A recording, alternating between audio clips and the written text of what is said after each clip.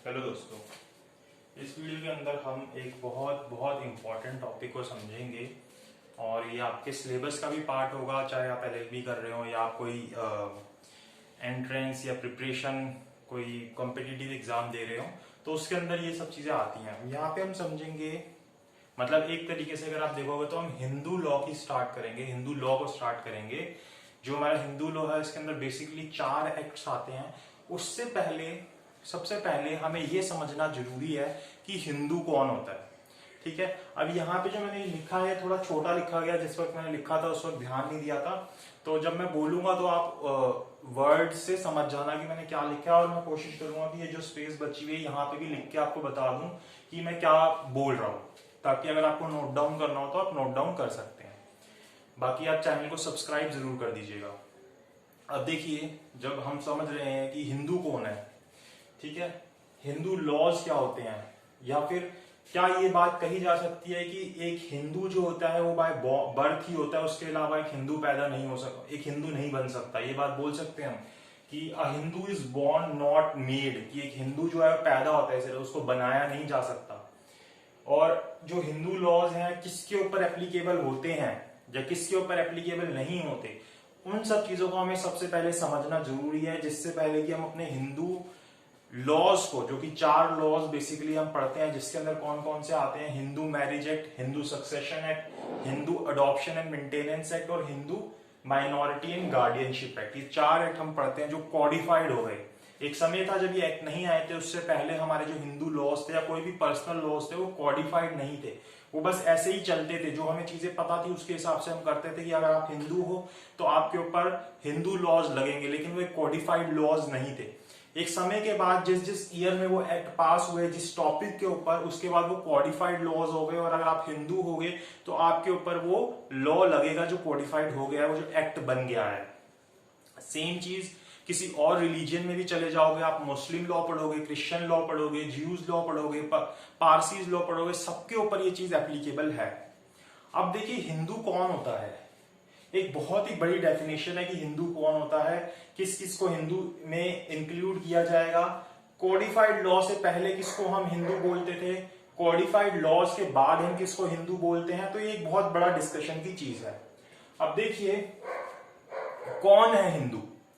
हिंदू के लिए कोई ऐसे पर्टिकुलर डेफिनेशन नहीं है कि आप कोई एक्ट पढ़ें और आपको ये पता चल जाए कि हिंदू कौन है, कोई आपको डेफिनेशन मिल जाए, ऐसी चीज कहीं पे अवेलेबल नहीं है। तो ये चीजें कहीं जजमेंट्स के अंदर भी आए, हमारे सुप्रीम कोर्ट ने भी इंटरप्रिटेट किया, इस तरीके की बहुत सारी चीजें हुई। तो अगर आप बेसिकली समझो तो हिंदू कौन है, जो हिंदू रिलीजन को प्रोफेस कर रहा है, जो आगे उसको फॉलो कर रहा है, वो व्यक्ति हिंदू है। वो अगर आप देखोगे आज के हिसाब से वो बाय बर्थ भी हो सकता है, मतलब वो एक हिंदू परिवार के अंदर उसने जन्म लिया तो वो एक हिंदू है, या फिर बाय कन्वर्जन भी हो सकता है, मतलब कि पहले वो किसी और रिलीजन से बिलोंग करता था, कोई और धर्म से बिलोंग करता था, और उसने जो हमारा प्रोसेस है हिंदू धर्म के अंदर कि इस तरीके से अगर ये प्रोसेस करेगा तो वो हिंदू बन जाएगा, उसने वो प्रोसेस फॉलो करके वो हिंदू बन गया। तो दोनों ही तरीके से व्यक्ति हिंदू बन सकता है। A person who carries Hindu way of life, एक तरीका होता है। अगर आप किसी भी रिलीजन के अंदर जाएंगे, किसी भी धर्म के अंदर जाएंगे, तो सभी धर्म के अंदर एक तरीका होता है किस तरीके से लाइफ को जीना है, किस तरीके से अपनी जिंदगी को जीना है। उस तरीके, ऐसे हिंदू धर्म में भी एक तरीका है कि आपको किस तरीके से चीजों को जीना है, आपको क्या क्या चीजें फॉलो करनी है। या अगर आप जनरली भी देखोगे तो वो सब चीजें थोड़ी सी वेरिएशन आ जाती हैं जब आप एक धर्म से बिलोंग करते हो।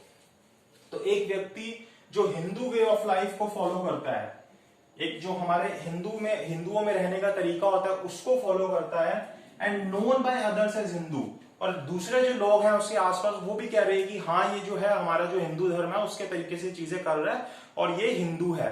अगर ये दोनों चीजें पूरी हैं तो वो व्यक्ति क्या कहलाएगा, हिंदू है। वो हिंदू बाय बर्थ भी हो सकता है और बाय कन्वर्जन भी हो सकता है। अब वो कन्वर्जन से कैसे हिंदू बनेगा, इसका मतलब अगर वो कन्वर्जन से हिंदू बना है तो ये जो स्टेटमेंट है Hindu is born not made, ये पहले के टाइम पे बोली गई थी, पुरानी विचारधारा के अंदर, ओल्ड हिंदू थ्योरी के अंदर ये बात बोली गई थी।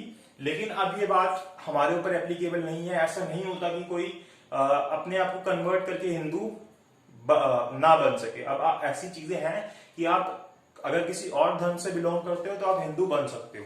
ऐसा भी है कि आप हिंदू थे, आपने कोई और धर्म अपनाया, आपको धर्म नहीं समझ आया, नहीं अच्छा लगा, आपका हुआ कि मेरे को वापस हिंदू बनना है, तो आप वो चीज भी कर सकते हो। यहाँ पे इसका मतलब ये नहीं होता कि मान लीजिए अगर एक व्यक्ति हिंदू है और उसका कोई दोस्त जो है वो क्रिश्चियन है या मुस्लिम है, और वो क्या करता है अपने दोस्त के साथ रहता है, अगर मान लीजिए वो बाइबल पढ़ते हैं या कुरान पढ़ते हैं, तो उसने किसी दिन उनके साथ बैठ के बाइबल या कुरान पढ़ ली, उनके साथ बैठ के खाना खा लिया, उनके थोड़े से तौर तरीके उनके साथ बैठ के कर लिए, तो इसका मतलब ये नहीं है कि वो हिंदू जो है वो मुस्लिम या क्रिश्चियन बन गया। इसी तरीके से अगर कोई मुस्लिम या क्रिश्चियन हिंदू के साथ बैठ के इस तरीके की कोई चीज करता है, तो इसका मतलब ये नहीं है कि वो क्रिश्चियन या मुस्लिम जो है वो हिंदू बन गया, ये चीज नहीं होगी। अब देखिए ये जो बात है ये पूरी तरीके से सही नहीं है, ये सिर्फ एक ओल्ड हिंदू थ्योरी है, इसको हम अब ये जो है हमारे समाज में नहीं चलती। कन्वर्जन से हिंदू बना जा सकता है। अब कैसे है कन्वर्जन से हिंदू बना जा सकता है, उसके 3 तरीके बताए गए हैं, 3 वेज हैं, 3 तरीके हैं जिससे एक दूसरे धर्म का व्यक्ति जो है हिंदू बन सकता है। पहला तरीका, परफॉर्म्स सेरेमनी ऑफ कन्वर्जन, मतलब अगर हिंदुइज्म में अगर आप आओगे तो बहुत सारे तरीके से हिंदू होते हैं। अगर आप अलग अलग एरिया में जाओगे तो अलग अलग चीजें, अलग अलग प्रैक्टिस फॉलो होती है हिंदुइज्म में। तो अगर आप किसी पर्टिकुलर कोई भी एक सेरेमनी, जिस भी समाज में आप रह रहे हो, जिस भी हिंदू समाज में आप रह रहे हो, उसके हिसाब से जो एक सेरेमनी है, जो चीजें आप करके हिंदू बन सकते हो, आपने वो सेरेमनी को किया, तो आप अगर वो परफॉर्म कर रहे हो तो आप क्या बन जाओगे, हिंदू बन जाओगे कन्वर्जन से। If you are belonging to any other religion and you are performing those particular ceremony, तो आप क्या बन जाओगे, हिंदू बन जाओगे। इसी तरीके से अगर कोई और धर्म का व्यक्ति अपनी इंटेंशन एक्सप्रेस करता है, अपनी नियत बताता है कि मुझे हिंदू बनना है, वो इस तरीके की बात बोलता है, और उसके बाद वो हिंदू तौर तरीके से रहता है, हिंदू कम्युनिटी में रहता है, तो वो भी क्या बन जाएगा, हिंदू बन जाएगा। और तीसरा तरीका है कि वो अपने आप को डिक्लेयर करता है कि भाई मैं आज से हिंदू हूं, या अब मैं हिंदू हूं और मैं हिंदू तौर तरीके से रहूंगा, और वो उस तरीके से अपने जीवन को जीता है, तो कहा जाएगा कि bye conversion he has now become Hindu. तो वो इस तरीके से भी हिंदू बन सकता है। तो ये 3 तरीके हैं जिससे अगर आप किसी और रिलीजन से बिलोंग कर रहे हैं, या कोई व्यक्ति किसी और रिलीजन से बिलोंग कर रहा है, तो वो भी हिंदू बन सकता है। हिंदुइज्म में कन्वर्जन भी होता है। ये जो पुरानी स्टेटमेंट है ये सही नहीं है। अब हमें समझ आया कि हिंदू कौन होता है, हिंदू कन्वर्जन से बना जा सकता है। उसके बाद अगर हम देखें तो 2 पार्ट्स के अंदर आप डिवाइड कर सकते हो। आप किसी और, जब हम पर्सनल लॉ को पढ़ेंगे, मुस्लिम पर्सनल लॉ को पढ़ेंगे, क्योंकि वही हमारे सिलेबस के अंदर है, इसके अलावा क्रिश्चियन और ज्यूज, पारसीज, ये तो हमारे वैसे भी एग्जाम्स में कहीं पे आता नहीं है।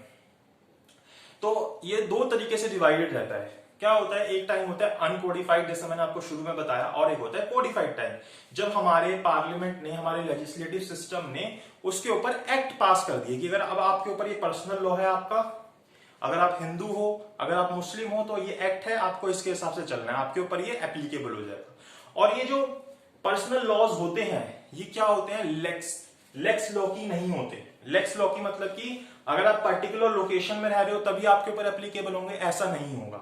ये स्टेटस के ऊपर डिपेंड करते हैं। मतलब कि अगर आप हिंदू हो, आपकी कोई अपनी जगह भी चेंज करते हो, तो आप हिंदू ही कहलाओगे। ऐसा नहीं होगा कि आप उत्तर प्रदेश से गुजरात शिफ्ट करें तो कह दिया जाएगा कि आप हिंदू नहीं हो, ऐसा नहीं है। ये लेक्सी लोक नहीं है, ये बाय स्टेटस है। ठीक है। अब देखिए मैंने बताया 2 तरीके से, कोडिफाइड, अनकोडिफाइड। तो अगर हम अनकोडिफाइड तरीके से देखें कि हिंदू कौन था अनकोडिफाइड वे में, तो उसके अंदर बताया गया या तो हिंदू बाय बर्थ होता है, या तो हिंदू बाय बर्थ होता है, या बाय कन्वर्जन होता है। ये तो हम अभी भी समझ के आ रहे थे कि इस तरीके से हिंदू बना जाता है। इसके अलावा अगर कोई इलेजिटिमेट चाइल्ड पैदा होते हैं जहां पे दोनों ही पेरेंट्स क्या थे, हिंदू थे, और उनका कोई इलेजिटिमेट चाइल्ड पैदा होता है, तो वो भी हिंदू ही कहलाएगा। तीसरी बात कि इलिजिटिमेट चिल्ड्रन पैदा होते हैं, कोई इलिजिटिमेट चाइल्ड पैदा होता है, और वहां पे फादर जो है वो क्रिश्चियन था, लेकिन मदर जो थी वो हिंदू थी। और इसके साथ साथ जो वो बच्चा था वो किस तरीके से ब्रॉटअप किया गया, उसको हिंदू तौर तरीके से ब्रॉटअप किया गया। फादर क्रिश्चियन थे, मदर हिंदू थी, बच्चे को हिंदू तौर तरीके से बड़ा किया गया, तो वो क्या कहलाएगा, हिंदू कहलाएगा। इसके अलावा कोई भी जैन है, बुद्ध है, जो भी इंडिया के अंदर बुद्धिस्ट रह रहे हैं, इंडिया से बाहर वाले बुद्धिस्ट नहीं, सिख है, नमदरी ब्राह्मण्स हैं, ये सब क्या है, हिंदू के अंदर आएंगे।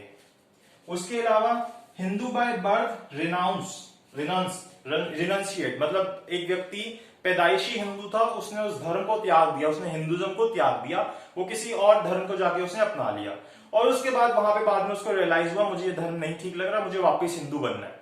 तो इस तरीके से भी अगर कोई वापस कन्वर्ट होकर वापस हिंदुइज्म में आता तो वो भी हिंदू ही कहलाएगा। उसके अलावा son of Hindu dance girls of Nayak caste converted to Mohammedan, की जो नायक कास्ट की हिंदू गर्ल थी, जो डांस गर्ल थी, वो मोहम्मदन रिलीजन के अंदर कन्वर्ट हुई। उसका जो बेटा पैदा हुआ और उसका जो ब्रॉटअप किया गया वो किस तरीके से किया गया, हिंदू तौर तरीके से किया गया उसके ग्रैंड पेरेंट्स के पास।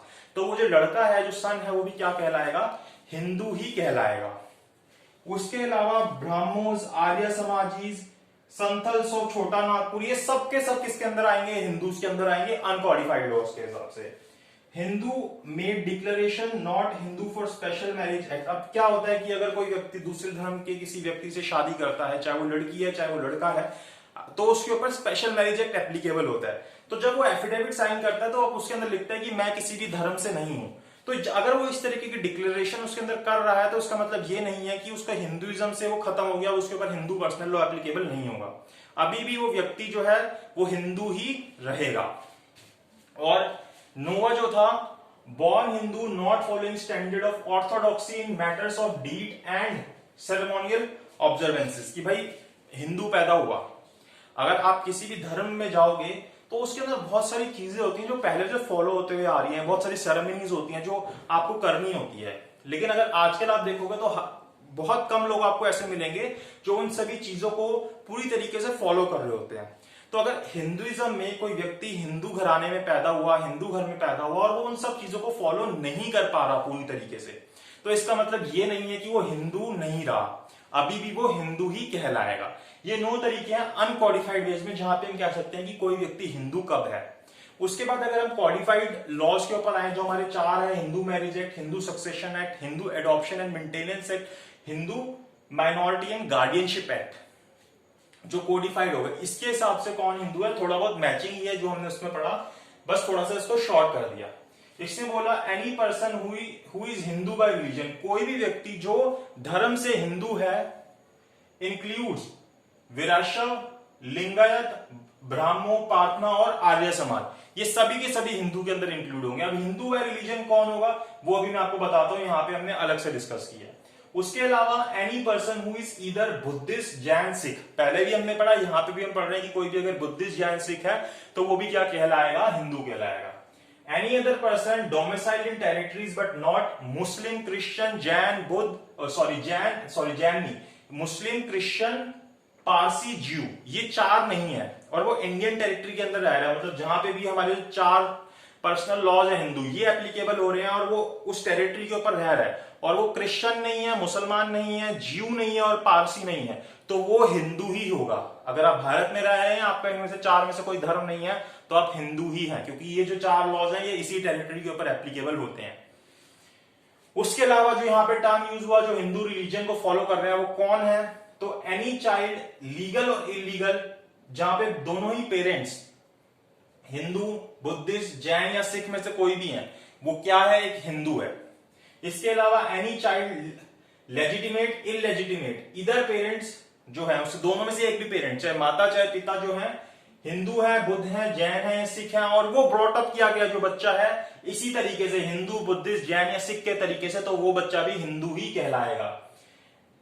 Any person who converted to, कोई भी व्यक्ति जो कन्वर्ट हुआ किसके अंदर, हिंदुइज्म में, बुद्धिज्म में, जैन में, सिख में, वो भी क्या है, हिंदू है।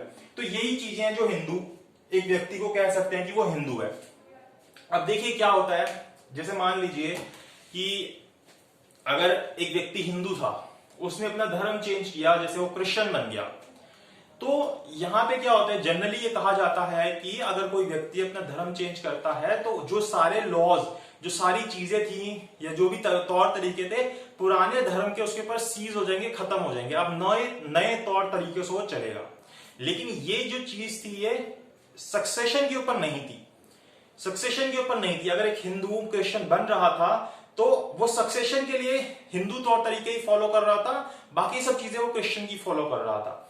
ऐसे ही मुस्लिम्स के अंदर भी था। लेकिन जब कुछ इस तरीके के एक्ट्स पास हुए, जैसे सक्सेशन एक्ट पास हुआ तो फिर वो उसके हिसाब से हो गया, फिर वो पुराने लॉज के हिसाब से नहीं था। तो इस तरीके से हम देख सकते हैं कि कौन हिंदू है कौन हिंदू नहीं है, किसके ऊपर हिंदू लॉ एप्लीकेबल होंगे, और लेक्स लॉ की क्या होता है ये भी अलग से पूछ लेता है एग्जाम के अंदर। स्टेटस क्या होता है, बाय स्टेटस जो है एक व्यक्ति पर्सनल लॉज उसके ऊपर एप्लीकेबल होते हैं। तो ये सारी चीजें आपसे पूछी जा सकती हैं। तो हमें समझ आ गया कि हिंदू कौन होता है, अनकॉडिफाइड कॉडिफाइड लॉज के हिसाब से।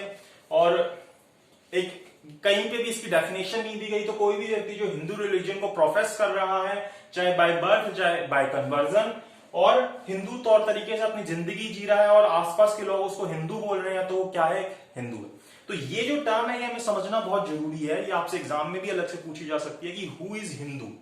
ठीक है, तो जब हम हिंदू पर्सनल लॉ को पढ़ रहे हैं तो हमें ये समझना जरूरी है। इसी तरीके से जब हम अभी मुस्लिम पर्सनल लॉ को स्टार्ट करेंगे तो वहां पे भी हम ये समझेंगे कि हु इज मुस्लिम। ये सबसे पहला क्वेश्चन हमें जानना जरूरी होता है जब भी हम किसी पर्सनल लॉ को पढ़ना शुरू करते हैं, क्योंकि हमें पता ही नहीं होगा कि हिंदू कौन है, मुसलमान कौन है, क्रिश्चियन कौन है, तो फिर हम उस पर्सनल लॉ को आगे डिटेल में पढ़ेंगे कैसे। तो इस वीडियो के लिए इतना ही। अगर आपको वीडियो अच्छी लगी तो लाइक शेयर सब्सक्राइब जरूर कर दीजिएगा।